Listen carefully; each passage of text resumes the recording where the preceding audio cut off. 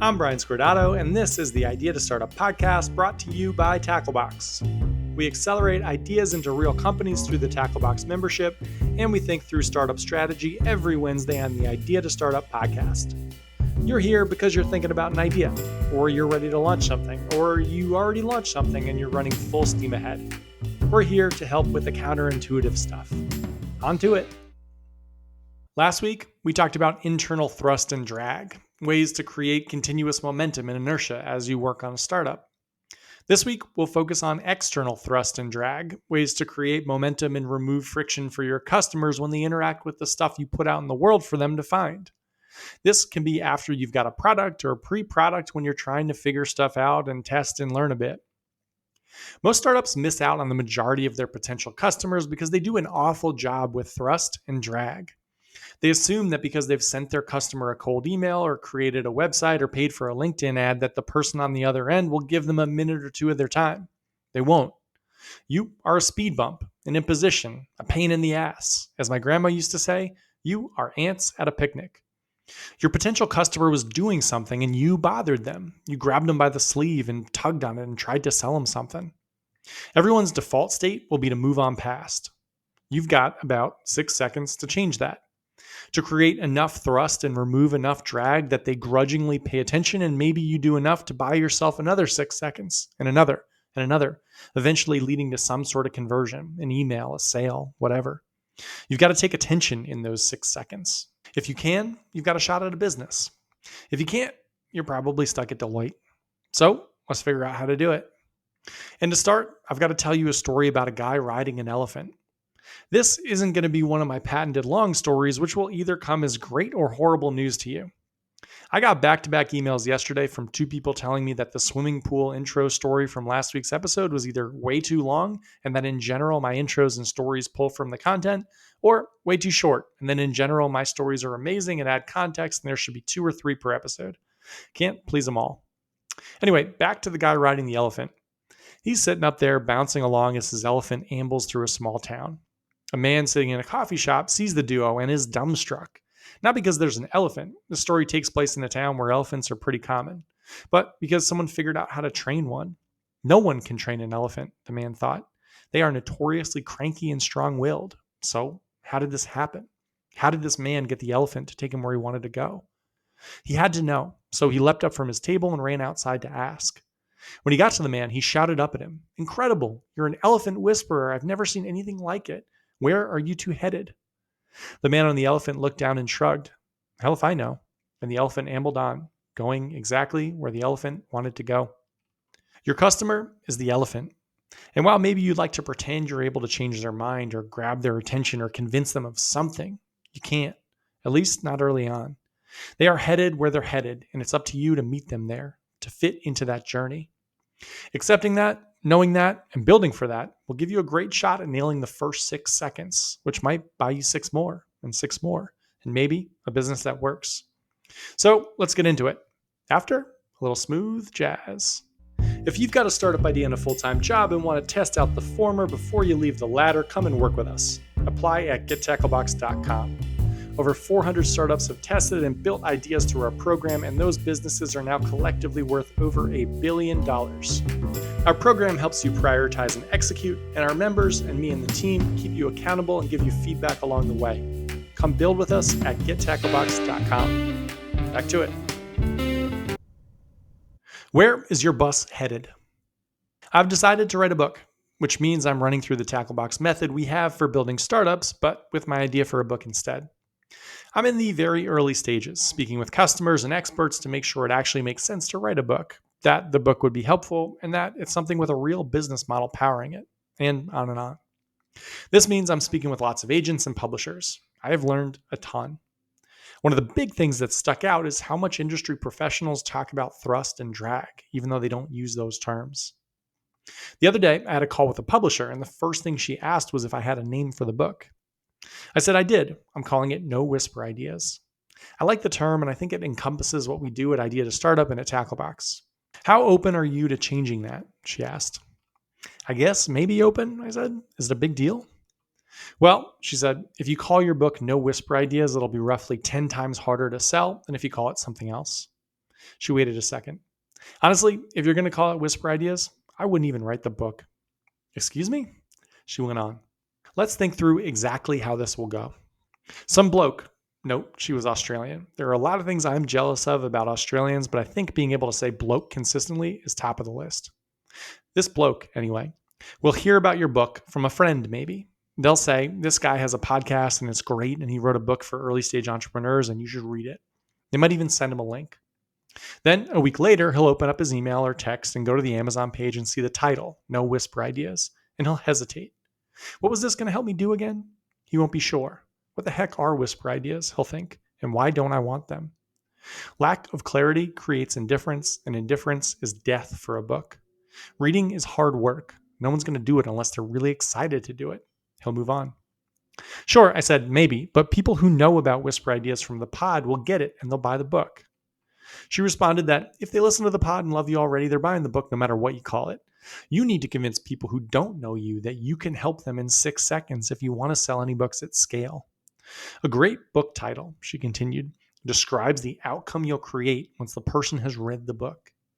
Think about the book like a bus. The title is the place you're going to drop them off, the destination. Whisper Ideas is about you. Really, you're thinking you're clever. The title needs to be about the change you're going to create in your reader. The book is about them, not about you. Whoa. So don't name the Bloomin'. Note, Bloomin' is another fun one. It's not as good as bloke, but what is? Don't name the Bloomin' book Whisper Ideas. After we got off, I hopped on Amazon to see if what she was saying was right. I sorted business books by sales, particularly for books that were a bit older. Ideally, I want a book I would write to have some staying power. Here are the titles of some of the best and most consistent selling books of the past 15 years. Company of One, Good to Great, The 4-Hour Workweek, Getting Things Done, The Lean Startup, How to Win Friends and Influence People, and The $1 Million One-Person Business. Each of these titles is describing the bus stop the book is going to drop the reader off at. The 4-Hour Workweek came out of nowhere back when absolutely no one knew who Tim Ferriss was because people would love a 4-hour workweek. The $1 Million One-Person Business feels clickbaity, but it is irresistible.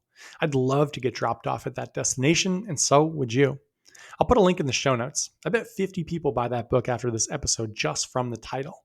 Hell, I bought it.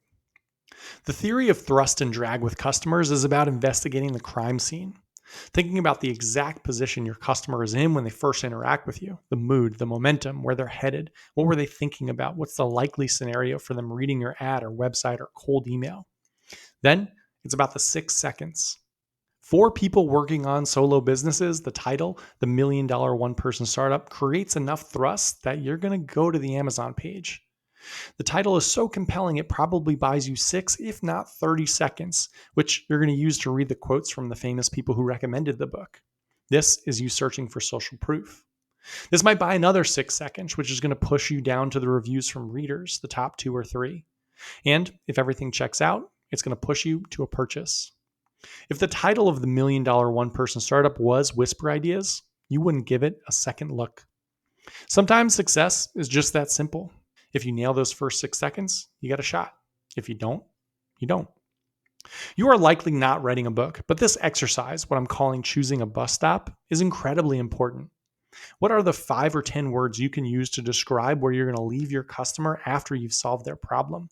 Seriously, pause the podcast. What are they? The words that will create the outcome your customer wants so badly that they'll stop what they're doing and pay attention. The peanut for the elephant you're on, the bus stop. That becomes the subject of your cold emails, the header on your website, maybe even the name of your company. There's a company called Build a Second Brain that helps you systematize everything you do that uses the bus stop exercise perfectly. The name alone creates thrust. It buys time. I want to be the type of person with a system so tight it functions like a second brain. I told you about Linguini. This bus stop is right up my alley. The big lesson here is that you aren't owed any time. You start at 0. You have 6 seconds to prove you belong, to prove you aren't ants at a picnic. Understanding exactly how the interaction looks is going to help with that. A terrible cold email and a great one. Now, let's talk through an example. If you're selling a service or anything B2B, you're going to need your cold emails to work. If you're trying to get customer interviews and you don't have a product yet, you'll need cold outreach to work. This is all practice to see if you can describe something people want. And to speak to the unwritable elephant in the room, cold emails do work despite what you've been told. They can anchor just about any business. You just have to not act like a dummy when you do them. Keeping in mind thrust and drag, the idea that you've got 6 seconds to create thrust or at least remove any drag, let's look at 2 cold emails I got today since I started drafting out this podcast. And since these people emailed me without asking me for permission, I'm going to use their company here without permission too. Here is the first email with a breakdown of the thrust and the drag in real time. Quote, greetings with a hand waving emoji. Fine, I do like an emoji, tiny amount of thrust. On to the first paragraph. I'm Andrew, Senior Marketing Director at, fine, I feel bad, I'm going to take the company out, but there's a company here. A social media management platform that makes it easy to craft, review, schedule, and analyze all of your social content in one place. Reading that took roughly 7 seconds, and I'm gone.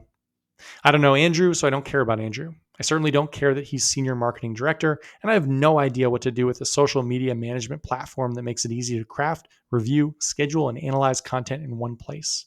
I don't know what problem that's solving. I don't know where I'll be when I'm done using it, and it is completely unclear as to why I'm getting this email in the first place. Easy delete. Easiest one of the day.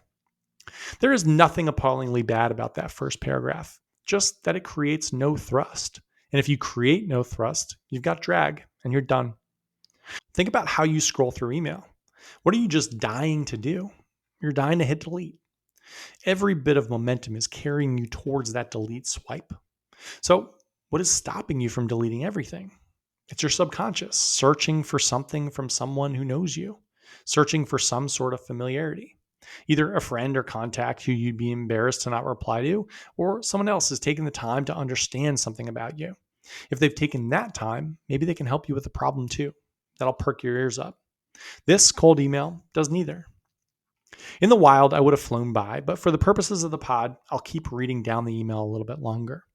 There's some social proof, another couple of paragraphs about them as a business, and then a somewhat veiled request to have their C-suite on our pod or have me push out their product for an affiliate fee. The email is all drag. The affiliate thing might be interesting, but it's about 7 paragraphs in, and if it weren't part of the pod, I would have never gotten there. Maybe if the email had started with something like, quote, Idea to Startup has lots of listeners, many of whom are building early stage businesses. One-person startups don't have the time or knowledge to run and manage social campaigns across platforms. We make that easy, and we pay a 20% affiliate to you for each conversion. Below is ad copy you can use on the episode if you're interested. I don't know if that would work, but there'd certainly be some thrust, some specificity. I hear you through the pod, but Brian, there's no way that every cold email can be that personalized. Well, we'll see. On to email number 2. The title of this email was Your Klaviyo Account. Klaviyo is the tool that I use for email marketing, so I kind of perked up right away. I opened the email. The first sentence said, Hi, is your Klaviyo generating 30 to 40% of your total revenue right now? This question is extremely effective. It implies the bus stop. If my email list isn't generating that amount of revenue, which it isn't, they're saying that they can make it happen. Thrust. I read on. If it's not, I can get it there for you. I sent this same email to a company called Pet Love Surprises, which added $20,000 to their monthly revenue in 60 days. I sent it to Go Pure Pod, which added $15,000 to their revenue in 3 months, and to CMG, which made them $250,000 in new revenue in just 30 days. The second paragraph then gives a little bit of social proof. There's some more thrust. The email is about them, but specific to the other companies they've helped get to the bus stop they've already promised me. And they generated amounts of money that seem reasonable. Next paragraph. We work on a commission arrangement. Nothing upfront, just a percentage of revenues we generate. Commission is capped at $1,500 a month. This hits at the next feeling I'd have after hearing about the bus stop, the risk. This must be super expensive, I thought. But apparently commission is capped and it's only pulled from what they help me make. More thrust. The final paragraph is just a couple of words and a link. It says, here is a full report on what I can do for you. And then there's a personalized link that goes to a landing page that has a Tacklebox logo and includes a video showing how we get started.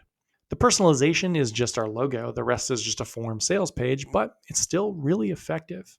And the video is short, to the point, and again, removes some of the risk. It seems like it's really easy to get started with them. Now, that is a pretty freaking good sales email. The company is called ClickDrobe if you're interested. I'll put it in the show notes. And while I'm not sure I'm a fit for them, I bet their hit rate is 1,000 times higher than the hit rate of the other company or of most companies sending cold emails. If you can't get specific enough to create thrust in an email, then you probably shouldn't be sending that email. And it's either an issue with who you're sending it to or an issue with your customer focus in the first place. You don't want to do that. You're wasting people's time and you could be crushing your rep. And you might end up getting absolutely roasted on a random podcast episode because of it. ClickDrobe nailed the bus stop, but they nailed two other things worth digging in on too: rivers and dams and risk. Each of these will help you create thrust, and we'll talk through them quickly now. Rivers and dams. It can be hard to create thrust when you have a big value proposition or you're helping lots of different types of customers. Maybe the company from the first cold email is a great social media management tool, but the pitch is just too broad. If it's not specific to me, it doesn't gain any trust, and trust creates thrust. I'd have used that phrase earlier, but it sounds a bit dirty to me, so it's only getting in here once. Anyway, if you're trying to create thrust, a great way to do this is rivers and dams. We've talked through this before. Your customer is on a boat going down the river towards whatever the big goal you can help them with is. The dams are the things that block them along the way. And dams are things that are specific enough to create trust. Lots of times these aren't going to be your full product, but a thing that you can help your customer with first. One of our companies helps people with their relationship to alcohol. For that customer, a dam pretty high up the river might be how to date sober. Both the action of going on a date without the comfort of alcohol and the inevitable conversation that'll come up at some point where the person you're dating asks if you'd like a drink and you need to explain why you don't. The business might be more complex, meetings and coaching to move you towards a better relationship with alcohol. But the 6 seconds might be focused on a dam in that river, a specific thing you can help with. A Facebook ad sharing content to help you date sober will be much harder to swipe past than a generic, quote, will help you change your relationship with alcohol ad. Dams are more actionable and more specific and are an opportunity for you to prove that you understand the journey your customer is on. The more specific you can be to an immediate blocker in those 6 seconds, the more trust you'll build. The best part about dams is that they often get the customer into the flow of the product faster. It's a way to start building the relationship without the bigger sale. I have a friend who runs a business that helps people write. It's meant to create prospective novelists accountable, create some community for them, get built-in readers, and so on. It is a tough sell, especially for her core customer, the person who's never written before and wants to add writing to their life. So her website and ads all push on a dam she can break down at the top of the river that builds momentum, creating space. She has a free course called Design Your Life to Support Writing a Book that 99% of her customers start with. They go through that program, learn how to create an hour a day, then naturally move into the deeper program. Risk. The last tactic for creating thrust we'll talk about today is attacking risk. When your customer interacts with whatever you've built, they'll think about the upside a bit, but they'll mostly focus on the downside. You'll notice this whenever you pitch someone a startup idea you're considering. They'll always focus on what could go wrong. Humans are miserably wired to overestimate downside and underestimate upside. But that's the way it is, so you need to answer the risk question fast to get thrust. The second cold email did that beautifully. They mentioned their capped fee and business model where they only make money if I make money. Simple, but effective. Our instincts are to bury the risk, but you're better off calling it out immediately. Startups tend to hide their secret sauce and hide their biggest risks. Pushing both of those forward creates trust and creates thrust. Yikes, there that line is again. I could go on with thrust versus risk examples and tactics for hours, but we'll stop here. There are 2 big things to walk away from this podcast with. First, no one is excited to read your ad, your cold email, your website. No one is interested in hearing what you do. You start at 0, your aunt's at a picnic. You've got 6 seconds to prove that you're worth this person's time. Tell them where your bus is taking them, help them solve a problem, mitigate the risk they feel. This part isn't about you, it's about them. And again, you've only got those 6 seconds. This means you've got to choose people. The more specific you are, the better this all works. Never start your cold email with, "Hi, I'm so-and-so and I do this." 2, put yourself in the shoes of the person interacting with whatever you've sent. What are they doing? Scrolling through emails, flipping through a social media app, getting a text from a friend with your site linked in it? Build naturally on that momentum. Nail the first 6 seconds. They'll earn you 6 more and 6 more and 6 more, and they might just earn you a business that changes your life. And then you and the blokes can do whatever bloomin' thing you'd like. This was the Idea to Startup podcast brought to you by Tacklebox. If you got a startup idea you want to work with us on, come join at gettacklebox.com. We will help you be thoughtful and purposeful with the whole process and dramatically increase the chances that your business works. Have a great week.